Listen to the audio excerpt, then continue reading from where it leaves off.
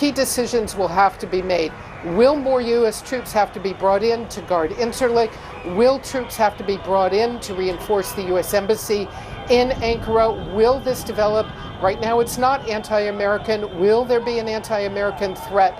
It's simply tonight, none of this is clear, Wolf. Yeah, we're showing our viewers these live pictures past midnight in Turkey right now. People are gathering on the streets and they're moving around. This is an image that is happening all over the place, we're told, in Turkey right now. Ivan Watson, one of our senior international correspondents. Ivan, you've spent a lot of time in Turkey. We know there have been tensions between the Turkish military and the government of President Erdogan, but it's exploding right now, and now we're hearing explosions and gunfire. Let's listen in for a moment.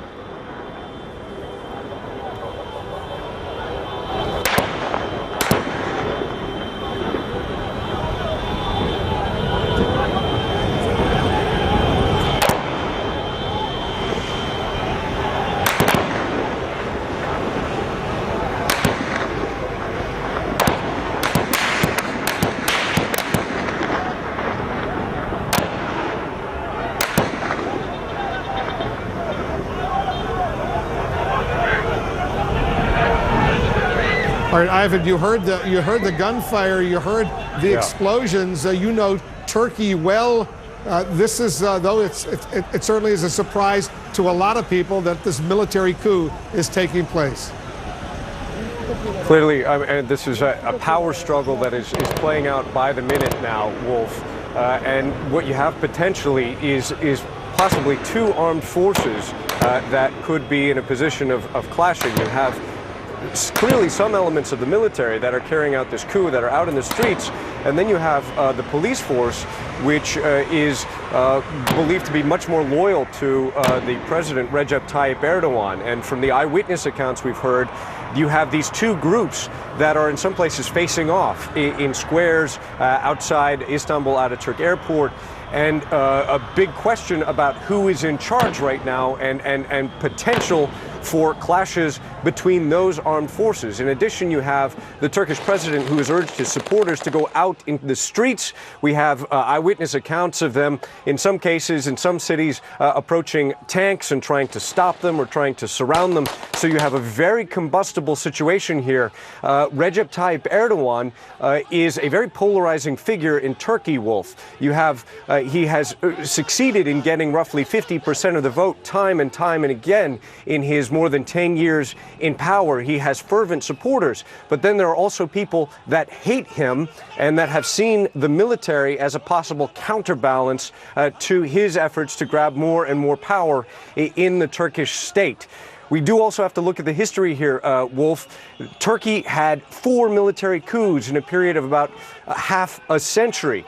But over the last decade, Erdogan had proved successful at taming the military. And earlier this year, the head of the military, the chief of staff, actually attended the wedding of Erdogan's daughter as a witness there, Hulusi Akar. So whoever is behind this coup attempt presumably would not be the head of the military, but perhaps some other officers. I've spoken with a career naval officer from Turkey, completely dumbstruck by these developments, saying, I'm on vacation right now in Turkey. I'm on the coast by the beach. We're watching this happen on TV. That Navy officer saying, I don't know who's behind this coup. So it just goes to show how confusing and how fluid this situation is right now. And these are live pictures that we're showing from Istanbul, from the Ataturk International Airport. It's 1:13 a.m. Saturday morning already in Turkey.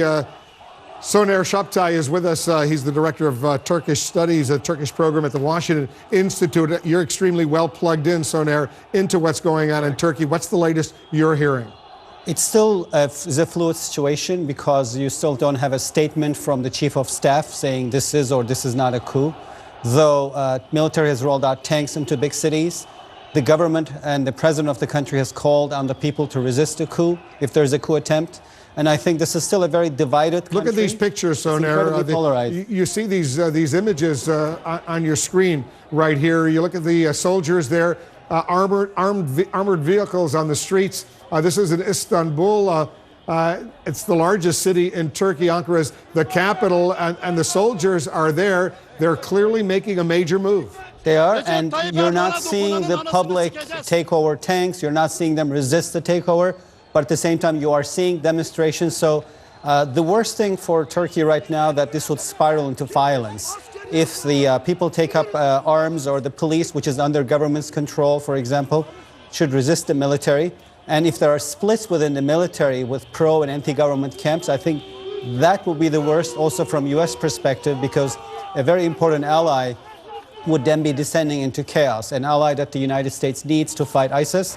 Right now, Turkey is very crucial to the U.S. efforts to take that important corridor in Syria, the corridor that ISIS uses to smuggle weapons and fighters into Europe. So at this moment of crucial cooperation, of course, it will be very detrimental to both Turkey and the United States if this turns into a bloody civil war. So I hope that does not turn out to be the case. I hope that calm presides in Turkey. And you can hear the explosions, you can hear the gunfire in some of those live pictures that we're showing our viewers. Once again, this is in Istanbul at the Ataturk International Airport. We're told all flights have been suspended, but there's gunfire clearly going on in many parts of Turkey right now.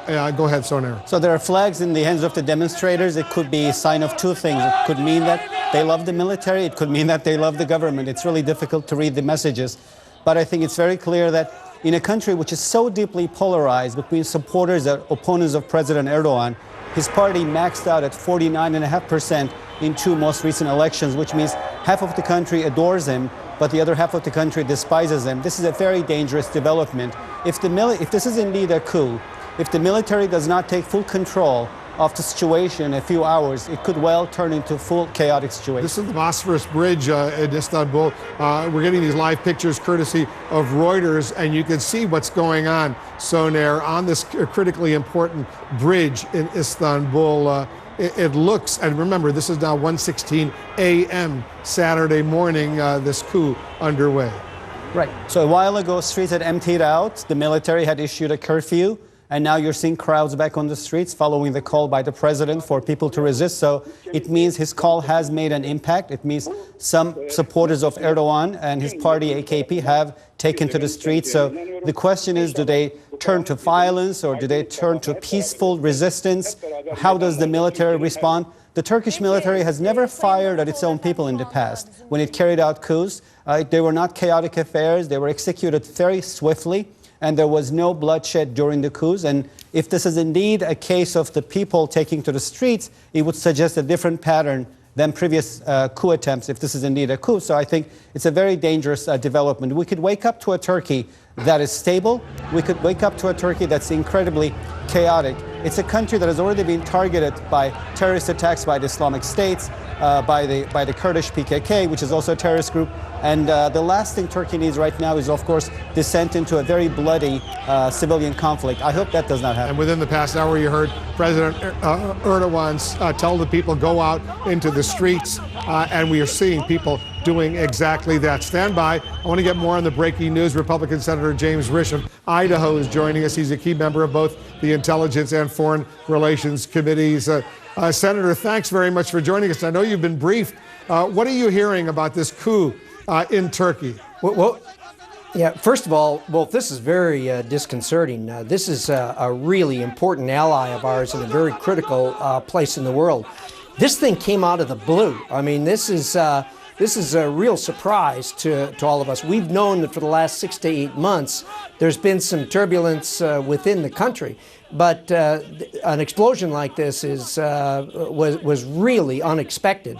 Right now, what it appears is the government is going to use the national police to try to counter what is very clearly a military coup that's going on. How widespread it is within the military, we're not exactly certain yet. But in the past coups, it went throughout the military. So probably the best judgment right now is it is a full-blown military coup. We'll have to wait and see how that plays out. Also, it'll be interesting to watch how the Turkish people react to this. But you're going to see, at least at the tip of the sword here, the national police versus the national military. And as has been pointed out in the program, we have a lot of interests in Turkey. There's a lot of American citizens in Turkey right now. Certainly at the air base, We've been using the air base, and it's been critical in the fight against ISIS. You know, Turkey's been under the gun from 3 different directions. They get it from the Kurds, they get it from ISIS, and they're getting it a little bit from the Syrian loyalists. They've had their internal struggles at home because ever since Erdogan's been in power, he's tried more and more to give the country more of a religious bent as opposed to a secular Turkey that the George Washington of modern Turkey, Ataturk, said was what Turkey was supposed to be, and that is a secular democratic country. And indeed, he charged the military with being the guardian of Turkey being a secular and a democratic Turkey. So Erdogan has really drifted from that since he's been in. He's been our ally, but it's been stronger before. We need to keep this country as an ally. It's important. We need to deal with with what happens here. I noted earlier that you had a discussion about what happens if indeed the coup is successful, because, as you know, it's the policy of the United States that we deal with the legitimate elected government and not with coup-type governments.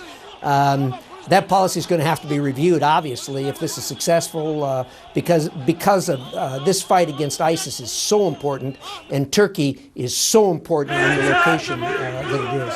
And you see people have really gone out in the streets in Istanbul, in Ankara, and they are angry right now. You see these crowds that have gathered. You've heard gunfire, you've heard explosions, and they've seen low-flying jets flying overhead. What's really disturbing, Senator Risch, is if in fact some sort of confrontation develops between elements of the military and elements of the national police. That could be bloody indeed, Senator.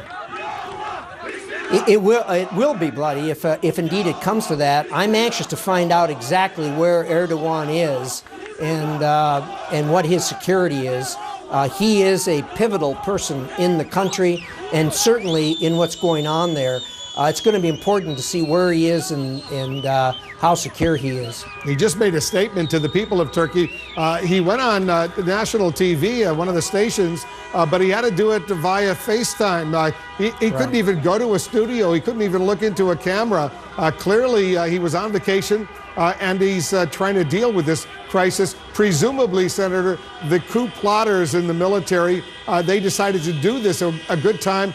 Friday night, the Muslim holy day of Friday, after sundown, they would be able to go ahead and launch this coup while Erdogan was on vacation, if you will. But I'm sure you've been in touch with U.S. intelligence officials, U.S. Experts on Turkey. There's a lot of interest that the United States has right now. Lots is at stake. It looks like that whole region, if you take a look at the terror attacks that's going on in Turkey, in France, in Belgium, is this, Senator, the new normal that we're all going to have to live with? Well, you hope not, but it's sure been drifting in that direction. You can't help but wake up every morning when there isn't some type of a terrorist attack somewhere. I mean, we've just been overloaded in the last few days with these things, and certainly now this is going to overshadow probably what just happened in Nice, which was a horrific incident. And so you hope it's not the new norm, but every day it just continues on, and there's got to be a better strategy for dealing with this. And right now, what's being done certainly is shrinking the caliphate on the ground in Syria and in Iraq, but it's kind of like squeezing on a balloon. Although you've been shrinking the land that they're holding in Syria and in Iraq, it's bulging out in other places, and unfortunately it's bulging out in places that, like France, that is difficult to deal with. Listen to this gunfire that's going on right now. These are live pictures courtesy of Reuters in Istanbul. Listen to this.